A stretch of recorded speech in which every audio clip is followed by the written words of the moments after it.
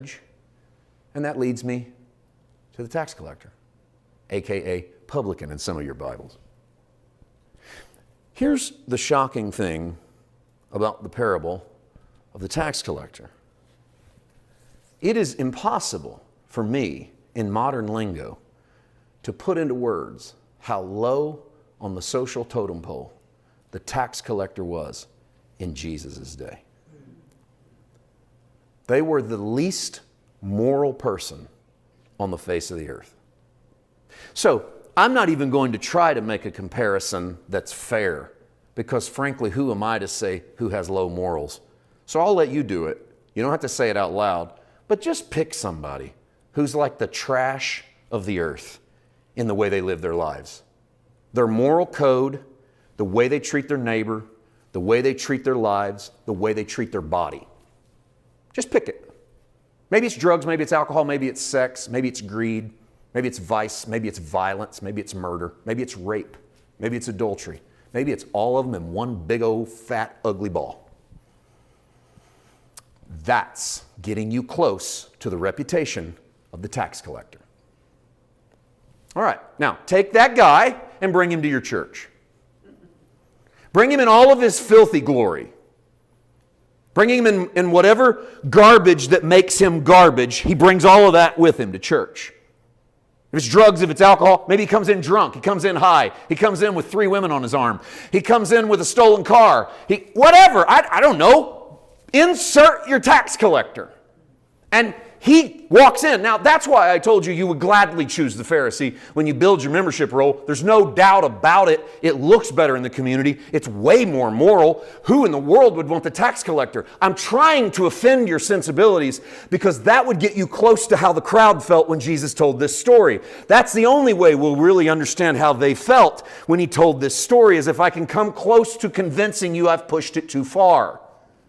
Then you might get close to where they were. Because I promise you that when Jesus told this story, the crowd gasped and took a half step back from Jesus. You're surely not saying what it sounds like you're saying, because what it sounds like you're saying is the lingo and the morality didn't do anything. The guy that lives his life like a walking whore can walk into the presence of God, hang his head, beat his breast, I'm a sinner, and he actually leaves with the justification the Pharisee worked all week to achieve, and the Pharisee leaves with none of that justification. This can't be the kind of church Jesus is trying to build.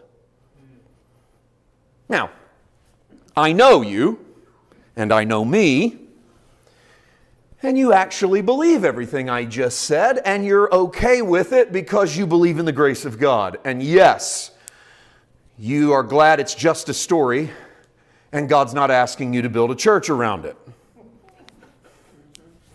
I'm with you. Although He's building a kingdom around it, with or without our help. But we'll leave that aside for a moment.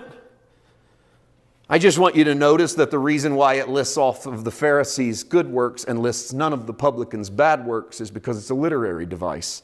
As good as you think the Pharisees' works are, the publicans are supposed to be equally opposite as bad. So whatever is great about the Pharisee is awful about the publican. He's not thankful. He has a bad posture before God. He doesn't know the lingo.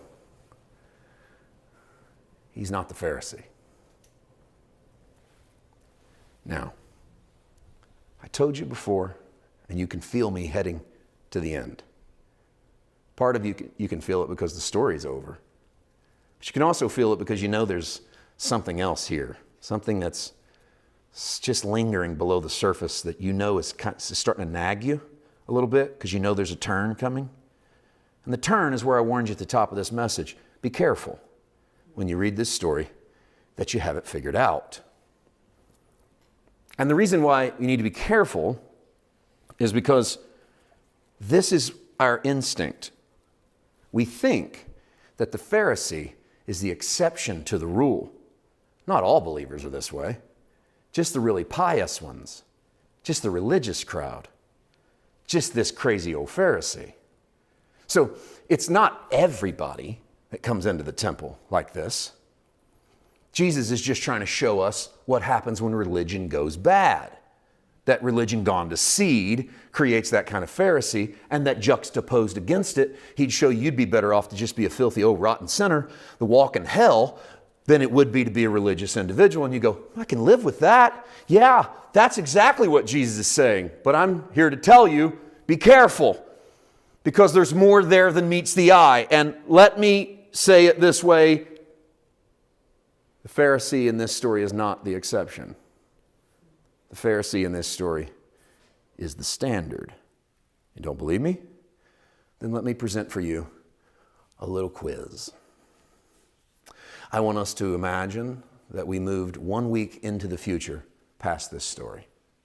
And next week, it's time to go to temple again. And here comes the Pharisee, and here comes the publican. And in our little scenario, the publican went on being a publican. The tax collector went on being a tax collector. Now, I told you to pick all of the worst qualities you could find of a human being and wrap them into one person and make that the tax collector. So I want you to find that guy or that girl again in your head, and I want you to let them go out and do all of their filthy things for 7 more days. You got it? There they go, out in town, living like hell, and they come back in next week. We're 7 days into the future in the story of our Pharisee and our publican. And I want to ask you this. If he shows up next week in exactly the same manner, and he stands once again with his head hanging in front of God, and he beats his chest and says, have mercy on me, a sinner, what's God going to do in week number 2?